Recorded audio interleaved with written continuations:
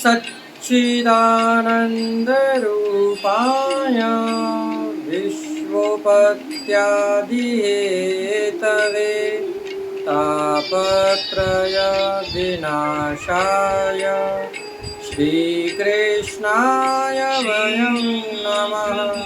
श्रीकृष्णाय वयं नमः। श्रीकृष्णाय वयं नमः।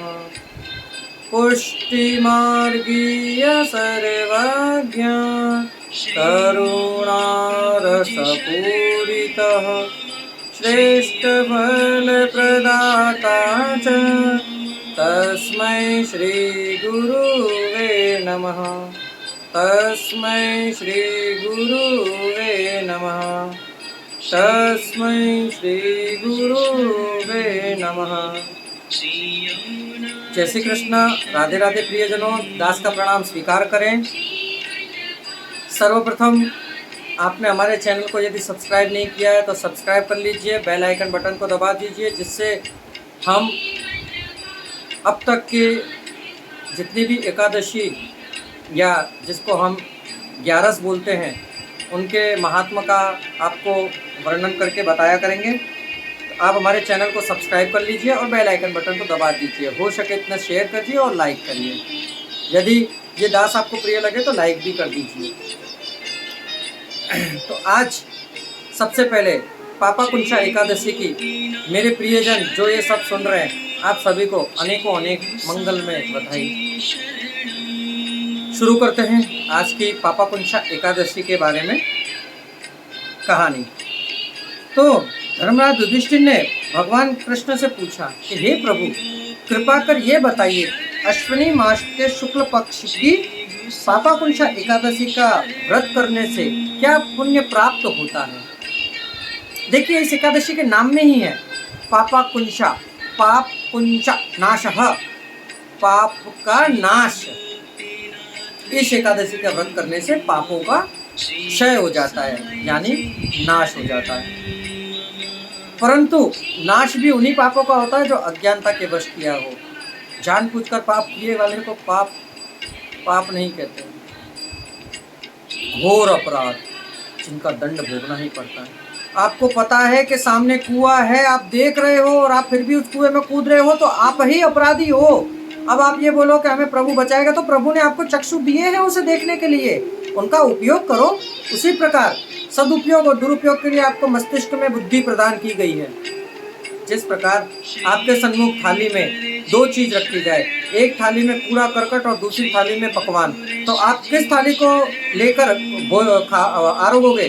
जिसमें भोजन है उसको। उसमें कैसे आपका दिमाग दौड़ता है? कचरा खाने की चीज नहीं, उसे फेंकने की चीज है। उसी प्रकार पाप आचरण रखने की चीज नहीं, उसे फेंकने की चीज है। सदाचरण ये ही हमें बचाएगा। इतना याद रखना प्रियजनों कि हम जो पाप करते हैं वो भोगने पड़ेंगे और पड़ेंगे। हमें स्वच्छ दिल से और हृदय से प्रभु नाम स्मरण करना। और एकादशी का दिन, इस दिन एकादशी का व्रत करने से समस्त पापों का नाश हो जाता है। तो इस दिन फिर एक और चीज है, सारे पापों को तो ये उखाड़ कर फेंक देती है एकादशी, परंतु इस दिन ना किसी की निंदा करें। निंदा तो वैसे भी किसी की नहीं करनी चाहिए, परंतु खास आज के दिन तो किसी की निंदा नहीं करनी चाहिए, क्योंकि यदि सामने वाला एकादशी रह रहा है तो उसके जितने ही पाप होंगे वो सब आप अपने ऊपर चढ़ा लोगे। इस पापा कुंशा एकादशी से प्रारब्ध के आपके सारे पाप तो क्षय होते ही हैं, इस जन्म के भी क्षीण हो जाते हैं। फिर इस दिन जो भगवान महादेव के उपासक हैं उन्हें भगवान विष्णु की निंदा नहीं करनी चाहिए, और जो भगवान विष्णु के उपासक हैं उन्हें महादेव की निंदा नहीं करनी चाहिए। क्यों? कि ये दोनों एक ही हैं। एको ब्रह्म द्वितीयो न अस्ति, यानी कि ब्रह्म एक ही है, इनमें कोई भेद नहीं है। इसमें एकादशी का करने से, ये व्रत करने से आपको सबसे पहले तो किसकी पूजा करनी चाहिए? तो पद्मनाभ स्वामी की पूजा करनी चाहिए, जो भगवान श्री हरि का ही अवतार है।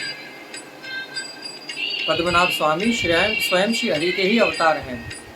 उनकी सेवा करनी चाहिए, पवित्र पूजा स्थल और उन सब की सेवा का फल भगवान विष्णु के नाम संकीर्तन से ही प्राप्त कर लेना चाहिए। उस एकादशी का व्रत करने से यम यातना नहीं होती। भवती ते पयपानेन यमति ये यम यातना, यम आपको लेने के लिए नहीं आएंगे। यदि आप ये एकादशी रहते हैं तो आप ये एकादशी रहने से ही गरुड़ ध्वज के ऊपर बैठकर चतुर्भुज रूप धारण करके स्वयं भगवान विष्णु की तरह और वैकुंठ को गमन करोगे। ये मेरा विश्वास है और यही मैं आपको बताना चाहूँगा।